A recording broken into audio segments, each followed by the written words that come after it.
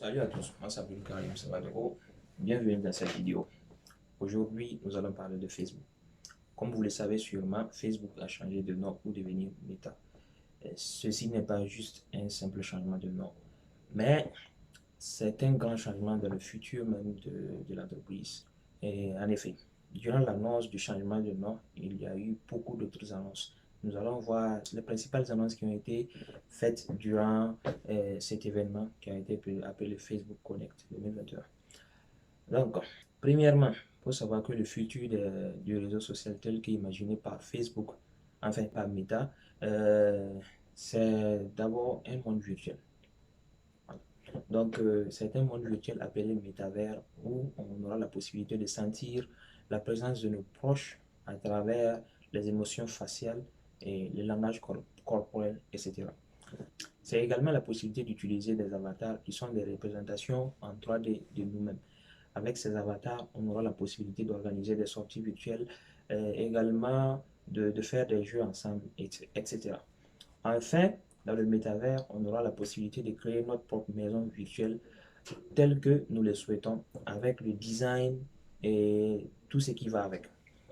Le patron de Facebook, Mark Zuckerberg, enfin, de Meta bien sûr, assure que nous aurons la possibilité de choisir les personnes avec lesquelles nous souhaitons communiquer dans le métavers et nous aurons également la possibilité de bloquer les personnes que nous ne voulons pas côtoyer dans l'espace du méta, dans notre espace virtuel et également nous aurons la possibilité de nous isoler si on veut être seul. Euh, il a également annoncé la création de Horizon.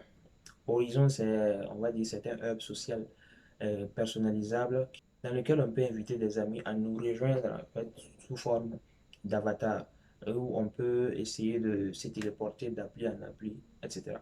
Et à côté de Horizon Home, il y a d'autres horizons qu'on appelle Horizon World, Horizon Workroom et Horizon Marketplace, etc. Parmi les grandes annonces que le fondateur de Meta a fait, il y a le fait de travailler dans le métavers où on pourra constituer un espace virtuel de travail formé de bureaux virtuels bien sûr, des écrans virtuels également, des réunions virtuelles avec les collègues où on pourra participer sous forme d'avatar. Il a également pensé aux développeurs parce que pour qu'un tel écosystème puisse fonctionner, il faut des gens qui vont créer des contenus, des créateurs de contenu bien sûr, il faut également des développeurs qui vont créer des applications adaptées à ce monde virtuel. Et donc, il a également annoncé ce qu'il adviendra des développeurs, des créateurs de contenu qui voudront s'impliquer dans l'écosystème afin de favoriser son développement, son expansion.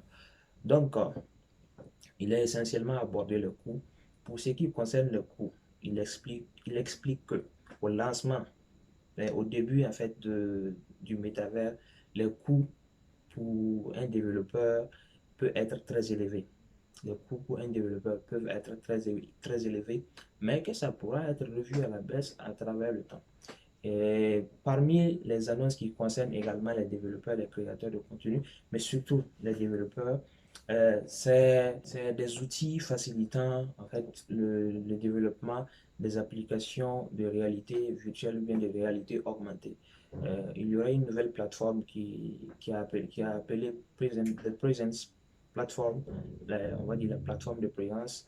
Et avec ça, les développeurs pourront créer des environnements permettant l'interaction entre les utilisateurs avec la voix et les membres, ainsi de suite. Il a également annoncé le projet Cambria, qui est en réalité un casque de réalité virtuelle qui permettra à nos avatars de pouvoir imiter nos émotions faciales essentiellement, c'est-à-dire la manière, les mimiques que nous effectuons avec nos yeux, le visage et tout ça. Cela implique que les avatars puissent reproduire la couleur de la peau, les lunettes, la barbe, etc. Donc tout ça, ce sont des projets qui permettront en fait aux créateurs de contenu de pouvoir bien travailler, aux développeurs de pouvoir bien travailler. Comme annonce que Mark Zuckerberg a faite pendant l'événement, il y a les lunettes de réalité augmentée. Avec ces lunettes, on aura la possibilité de discuter sur WhatsApp, de faire des jeux vidéo en réalité augmentée. C'est l'essentiel de ce qui a été annoncé par Meta. À noter que tout cela représente les objectifs sur les 10 années à venir. Certains de ces projets ont commencé à voir le jour, d'autres pas. Mais il faudra du temps pour aboutir au résultat final. Donc maintenant, il faut savoir que c'est une grande révolution qui se prépare, si ça aboutit bien sûr. Tout cela va impacter l'économie mondiale, car nous allons changer notre manière de faire le commerce, notre manière de travailler. Avec le coronavirus, on a vu déjà qu'on commence à travailler depuis la maison. Mais avec ça, ce qu'on vient de voir, ça va carrément améliorer l'expérience du travail depuis la maison. Nous pouvons d'ores et déjà commencer à nous préparer à rentrer dans ce nouveau monde en recherchant bien sûr les nouvelles opportunités que nous pourrons avoir et en nous formant. Habituellement, surtout en Afrique, nous avons l'habitude de nous plaindre en fait du retard. Nous sommes généralement en retard par rapport aux autres pays, mais cette fois-ci, il n'y a plus le temps de faire l'annonce de ses objectifs sur 10 ans, de sa vision sur les 10 années à venir. Et ils ont prévu également d'investir énormément d'argent dans la formation et dans la formation.